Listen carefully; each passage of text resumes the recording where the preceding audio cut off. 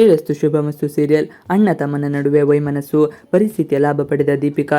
ಶ್ರೀರಸ್ತು ಶುಭಮಸ್ತು ಧಾರಾವಾಹಿಯಲ್ಲಿ ಶಾರ್ವರಿ ಸದ್ದಿ ಮಹೇಶನ ಕೈಗೊಂಬಲೆ ಆಗಿದ್ದಾಳೆ. ಹಾಗಿದ್ದರೂ ಕೂಡ ತನಗೆ ಅವಕಾಶ ಸಿಕ್ಕಾಗೆಲ್ಲ ಮನೆ ಒಡೆಯುವ ಕೆಲಸವನ್ನು ಮುಂದುವರಿಸಿದ್ದಾಳೆ. ಅಭಿಗೆ ಕಂಪನಿ ನಡೆಸಲು ಬರುವುದಿಲ್ಲ ಎಂಬ ಸತ್ಯ ಗೊತ್ತಿದ್ದರೂ ಅವನೇ ಸ್ವಂತ ಕಂಪನಿ ನಡೆಸುವಂತೆ ಈ ಹಿಂದೆ ಹಚ್ಚಿಕೊಟ್ಟಿದ್ದಳು. ಇದರಿಂದ ಮನೆಯಲ್ಲಿ ಜಗಳವಾಗಿತ್ತು.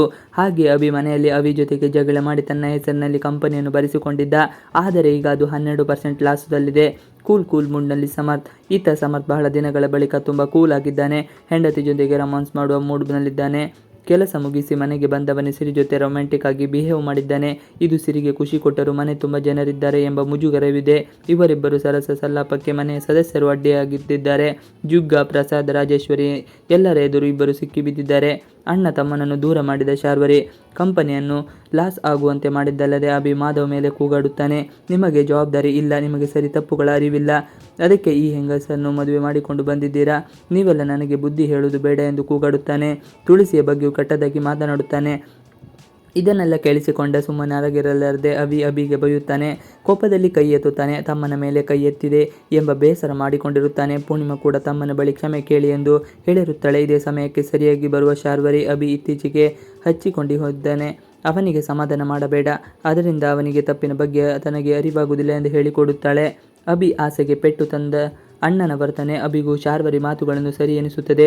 ಒಂದು ಇಡೀ ದಿನ ಅಭಿ ಜೊತೆ ಮಾತನಾಡಬಾರದು, ಆವಾಗ ಅವನಿಗೆ ನನ್ನ ತಪ್ಪಿನ ಬಗ್ಗೆ ಅರಿವರಬಹುದು ಎಂದು ಸುಮ್ಮನಾಗುತ್ತಾನೆ. ಇತ್ತ ಅಭಿ ಅಣ್ಣ ಬಂದು ಕ್ಷಮೆ ಕೇಳುತ್ತಾನೆ, ಊಟಕ್ಕೆ ಕರೆದುಕೊಂಡು ಹೋಗುತ್ತಾನೆ ಎಂದು ಕಾಯುತ್ತಿರುತ್ತಾನೆ.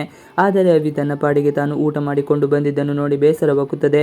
ಅಣ್ಣನ ವರ್ತನೆಯನ್ನು ಅಭಿ ಕೈಯನ್ನು ಸಹಿಸಿಕೊಳ್ಳಕ್ಕೆ ಸಾಧ್ಯವಾಗ್ತಿಲ್ಲ. ಅಭಿಲಾಷ್ ದಾರಿ ತಪ್ಪಿಸಿದ ದೀಪಿಕಾ. ಅಭಿ ಪರಿಸ್ಥಿತಿಯನ್ನು ಲಾಭವನ್ನಾಗಿ ಪರಿವರ್ತಿಸಿಕೊಂಡ ದೀಪಿಕಾ ನಿಮ್ಮ ಅಣ್ಣ ಬದಲಾಗಿದ್ದಾರೆ.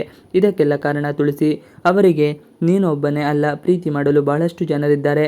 ನಿನ್ನನ್ನು ಕೇರ್ ಮಾಡುವುದಿಲ್ಲ ಎಂದೆಲ್ಲ ಚುಚ್ಚು ಮಾತನಾಡುತ್ತಾಳೆ. ಇದರಿಂದ ಅಭಿ ದಾರಿ ತಪ್ಪಿದ್ದಾನೆ. ಇನ್ಯಾವತ್ತು ತನ್ನ ಅಣ್ಣನನ್ನು ನಂಬಿರದಿರಲು ತೀರ್ಮಾನಿಸಿದ್ದಾನೆ.